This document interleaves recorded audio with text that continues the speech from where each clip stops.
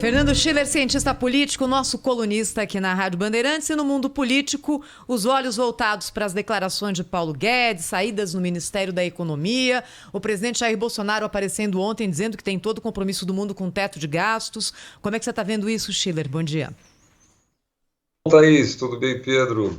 Muito estranha aquela entrevista coletiva, né, no final da tarde, todo mundo esperando, deu até aquelas musiquinhas nas televisões, quando entrou a coletiva, era o presidente meio gaguejando, falou em teto de gás, privatizações, reforma administrativa, o presidente da Câmara parecia meio incomodado na coletiva, dizendo assim, fui convidado para vir aqui, nós estamos à disposição para discutir os assuntos lá na Câmara, o Senado também e tal.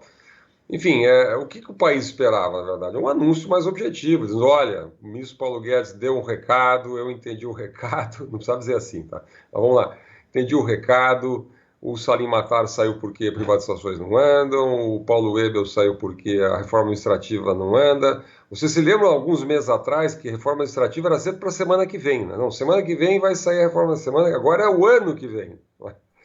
Se no ano Aliás, para a passado... semana que vem, duas coisas, né, Schiller? Era a reforma administrativa e os detalhes do plano de privatização, né? O ministro Paulo Guedes veio a público várias vezes falando sobre 2 ou 3 grandes estatais, em breve vocês saberão. Mas até agora a gente está esperando, né?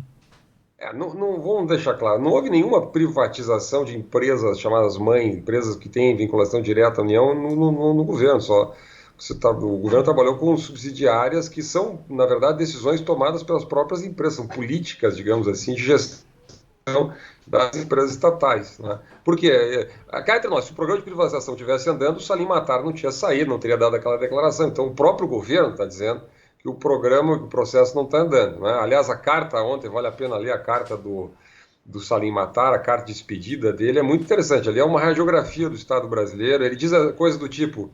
Olha, os liberais no governo cabem no micro-ônibus. Agora eu acho que ficou mais vazio ainda esse micro-ônibus aí de liberais, né? Porque é realmente muito complicado. E todo o processo é difícil. Eu me lembro quando o governo apresentou aquela PEC emergencial, a presidente da CCJ, a senadora Simone Tebet, dizia, olha, não dá para fazer redução de jornada e salário dos servidores. E ela dizia assim, não, no momento que a economia vai mal, você vai criar mais ainda recessão. Enfim, não passou nem na Comissão de Constituição e Justiça do Senado aquela PEC emergencial. Depois rodou, a gente acompanhou aqui, rodou no Supremo Tribunal Federal, quando o Supremo derrubou.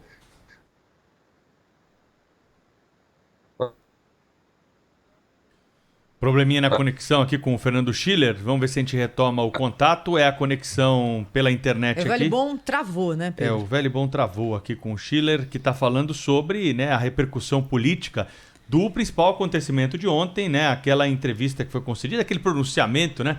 Pelo presidente Jair Bolsonaro, presidente da Câmara, Rodrigo Maia, e o Davi Alcolumbre do Senado Federal. E você lembra, né, Pedro, quando a gente perguntou ontem para o secretário demissionário, Salim Matar, se a saída dele do governo significava que aquela, pelo menos, vontade política que foi manifestada inicialmente de que privatizações ocorressem no governo Bolsonaro teria arrefecido. Ele respirou, deu uma suspirada e falou, olha, eu acho que a minha saída acende uma luz amarela para o governo em relação à atenção que tem que ter com isso. Foi o que ele disse ontem aqui, nessa entrevista exclusiva ao Jornal Gente da Rádio Bandeirantes. Schiller, você tá de volta agora, deu uma travadinha no que você estava dizendo, mas você falava sobre a inconstância ou a pouca clareza do governo, inclusive na apresentação do plano de privatizações, Schiller. Olha, a minha impressão direta, Thaís e Pedro, o governo está seduzido, eu até escrevi um artigo na Folha sobre esse ponto hoje, quer dizer, o governo está seduzido por o que eu chamo de populismo soft, um populismo morno, quer dizer, a discussão do governo hoje real, isso que levou a essa mini crise da semana, o governo está procurando espaço fiscal para esticar mais o auxílio emergencial. O auxílio emergencial tem respondido positivamente na popularidade do presidente da República. Eu já citei aqui, a pesquisa Datapoder mostra hoje 45% a 45% de avaliação positiva e negativa do governo. Quer dizer, o governo melhorou nos últimos 2 meses a avaliação política, não é?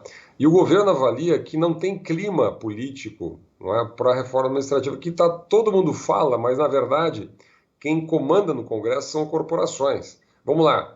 Na discussão do Fundeb, as corporações deram um baile, vincularam lá os 70%, a gente tratou disso aqui várias vezes, o governo teve que ir de arrasto, né, nesse processo. Semana passada, o Senado aprovou limitar cartão de crédito e juros. A gente comentou aqui, vai na direção completamente inversa de abertura de mercado, competitividade, enfim, programas, digamos, liberais, né? Então, para usar uma expressão da moda aí, o Pedro, que é mais jovem que eu aqui, vai dizer lá, a vibe do momento não é muito liberal, não, no sistema político. Esse é o ponto, a vibe não é muito liberal. Como é que foi então, que você falou aí? O governo sofre de populismo soft? Gostei desse negócio aí, Schiller. Eu acho que o governo está seduzido pela ideia de um populismo soft. O governo tentou 2 vezes furar o teto, objetivamente. Uma foi aquela inclusão lá de 5% para a Renda Brasil dentro do Fundeb, não colou. Depois você teve a tentativa de solicitar, a decisão, na verdade, de solicitar ao Tribunal de Contas da União uma consulta para ver se inseria 35 bilhões de investimento em infraestrutura nas despesas que são excepcionalizadas do teto em função da pandemia, né? O governo acabou desistindo de fazer essa consulta.